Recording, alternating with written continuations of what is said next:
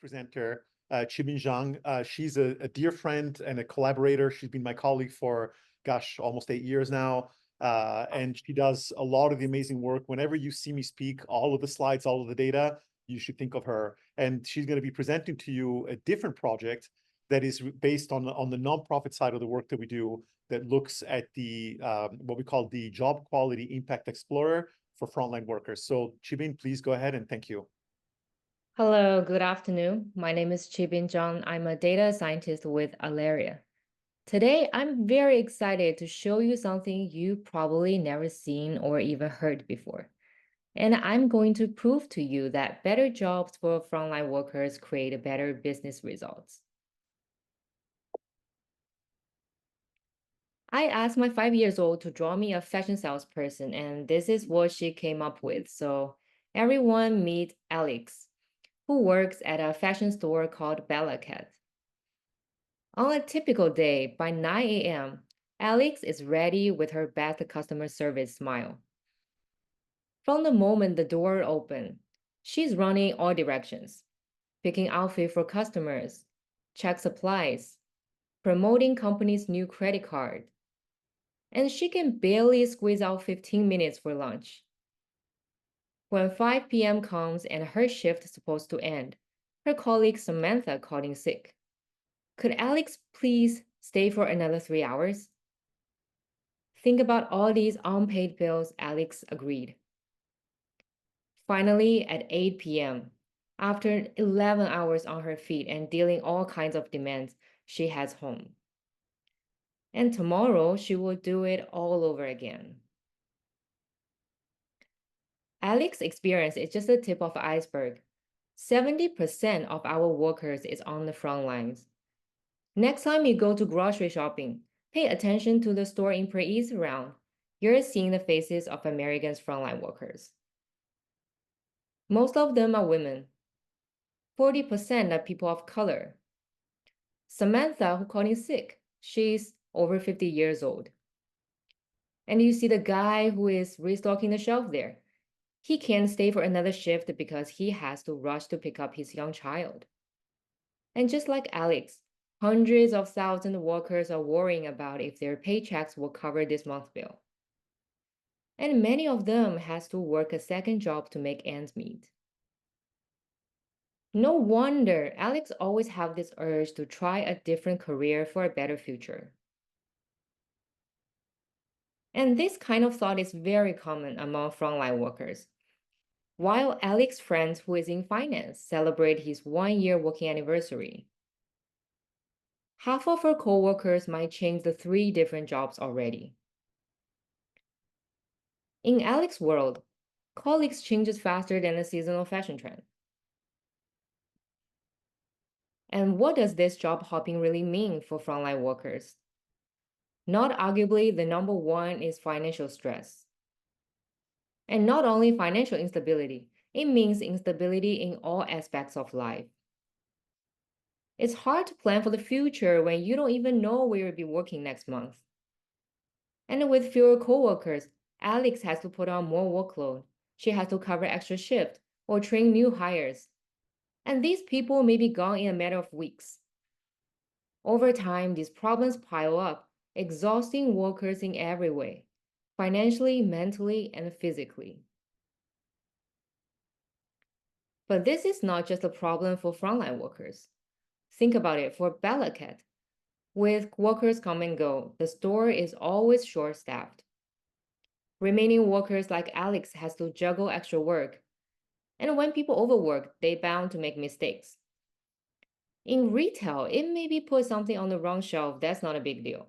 But in healthcare or manufacturing, these mistakes could be really serious.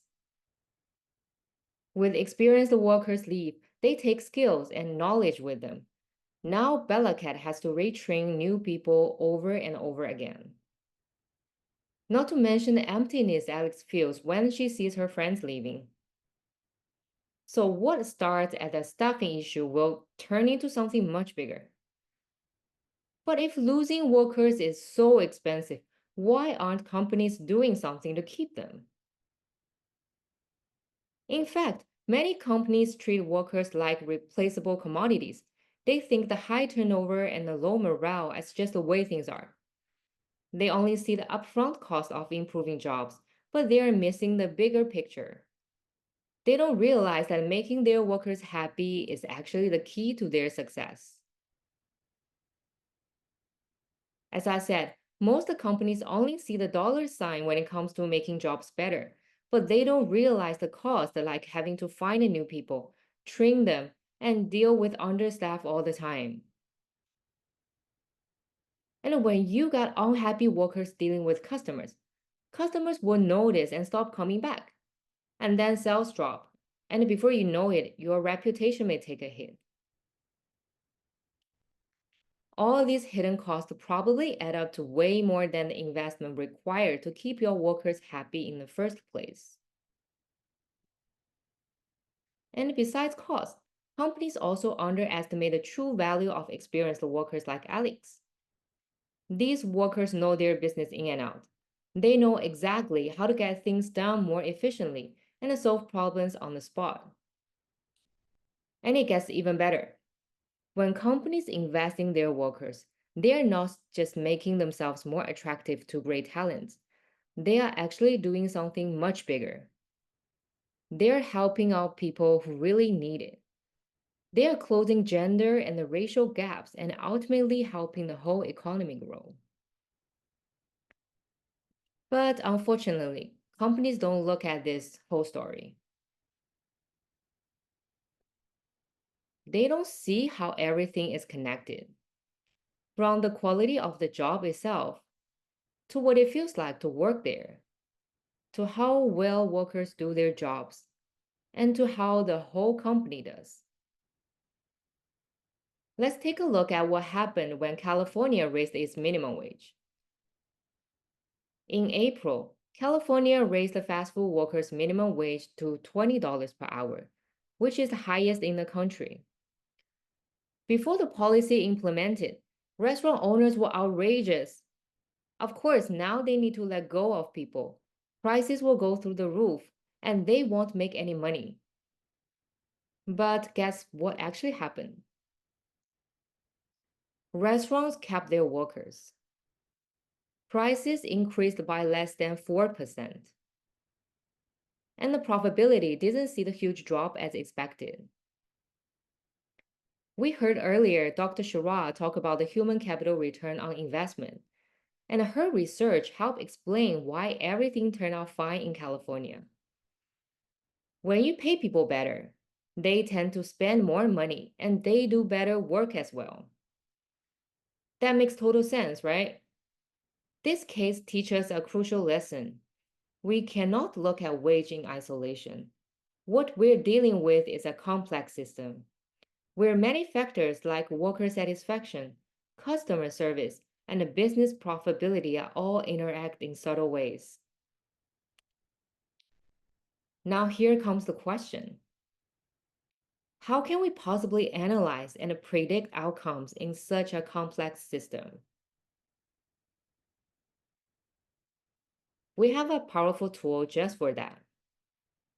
Agent-based simulation helps us figure these out by modeling the behavior of individual parts and let us see how their interactions combine to create the big picture. Let's use Alex to understand how agent-based simulation works. Imagine we create a virtual Bella cat and we have a bunch of workers like Alex. And you can tell here, my daughter just wanted to get it over with when I asked her to draw me more salespeople. Now we have a virtual Bella cat. And the cool part is we have this bird's eye view and we can see these people moving around in the store and doing all kinds of things. For example, we can follow Alex and see what she's been doing throughout the day. We see her arriving at the store, helping customers, changing clothes display, and maybe cleaning spilled coffee, so on and so forth. That's exactly what agent-based simulation does.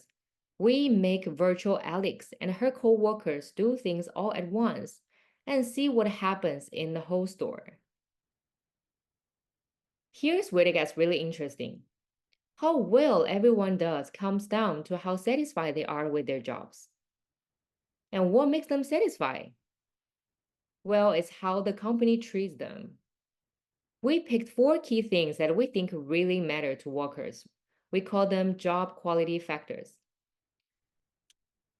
And when Alex likes her job, she maybe show up at work on time, help more customers, or putting extra effort to make a sale. But when she is not happy, she may be calling sick more often, take extra long breaks, or do just the bare minimum. Our simulation shows this chain reaction. When job gets better, workers feel happier. When they feel happier, they do their jobs better. All of this adds up to better numbers for the company's bottom line. And in turn, companies will have more resources to make the job even better. With the funding and the support from Innovation Research Center for Human Resources, we developed this amazing simulation called Job Quality Impact Explorer, or Jackie for short. What makes Jackie special? First of all, we combine people data with financial data, so we're having a 360 view of the company. And we're not just saying happy employees, happy customers. Jackie actually shows you the money. If you want to know exactly how much better pay improves sales, we can show you that. And the really cool part is, because Jackie understands how everything connects, we can use it to predict the future. You can use the simulation to test your changes before trying them in real life. To put it simply, Jackie is like giving Bella Cat a superpower to see exactly how making jobs better leads to making more money. And that's pretty neat, right? Okay, so now I'm done talking. Let's see the actual simulation. Let me show you how our simulation works. We need to first configure the experiment. We set up 2 stores to go head-to-head, Fashion 1 and Fashion 2. Fashion 1 is our dream workplace with all the good stuff, like great schedules, fair pay, guaranteed minimum hours, you name it. Fashion 2 starts basic. Later, we're going to upgrade it bit by bit using the control panel here. But for now, let's keep all the job quality factors for Fashion 2 deactivated. The panel in the middle, you see, this is the company view. It's going to show all the money stuff like sales, cost, and the profit. And below that, you see 2 little figures. They are like the average worker for each store. They're showing us how employees are doing over time. We can pick which performance we want to see, like total hours worked, sales closed. But for this round, let's focus on tracking total revenue generated by employees. As we start the simulation, watch what happens. These bars are growing, Fashion 1 in gray and Fashion 2 in berry color. 2 figures are also moving as they generate more sales over time. Let's pause here and look at how 2 stores are doing. You can find financial KPIs of 2 stores on the right-hand side. For daily KPIs, you can find information like daily customer visit, daily sales, daily profit, and so on. And for example, at the end of the day 267, this is when I pause the simulation. We see that 69 customers visited Fashion 1 and 75 customers visited Fashion 2. But Fashion 1 has a higher profit margin at 50% compared to 47% of Fashion 2. Now let's switch to year-to-date KPI tab. The KPI shown here are the same as previous tab, but it shows the total number from day 1 until today. We see that total number of customer visited for 2 stores is very close. But Fashion 1 has a much higher revenue than Fashion 2. and also a higher profit margin.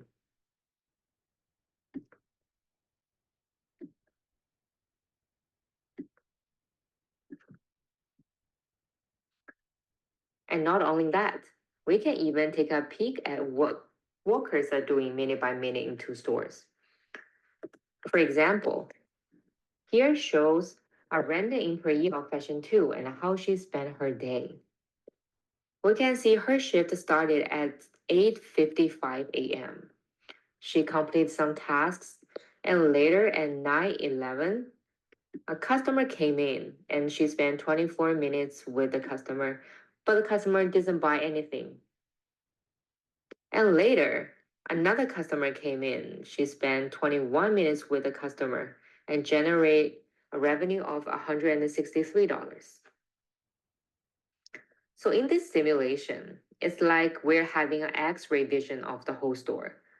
We know exactly what is going on at any point in time. And we're able to see what will happen if we make Fashion 2 a better place to work by letting workers swap schedules when they need to. So now, let's turn on the schedule swap. And this time, let's check total sales closed.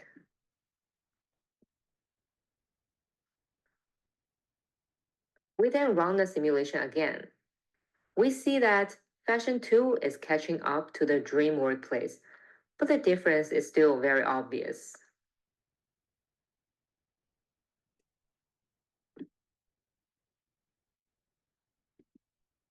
Okay, you've seen how the simulation works. Let's take a look at some results. Remember, Fashion 1 is the dream store, which is in the yellow color here. And the Fashion 2 is just a typical store, which is in pink. When we look at how much money each store was making per hour, Fashion 1 was absolutely crushing it. But when Fashion 2 started treating their workers better, like letting people swap shifts, look what happens. Their hourly revenue started climbing. That sounds great, right? And what if we bump up their pay? You probably guessed it. Their revenue jumped again. And here's what's really amazing. These improvements make a real difference in workers' daily lives. Now they're having more predictable schedule to plan childcare. And they're having enough money to have a less stressful life. And the companies don't have to change everything overnight. Even a simple change like flexible schedules can start making a real difference. We've covered a lot today, but I'd like to share 3 things that I think really matter. One key point is Jackie shows a simple truth. Better jobs create better lives and a better business.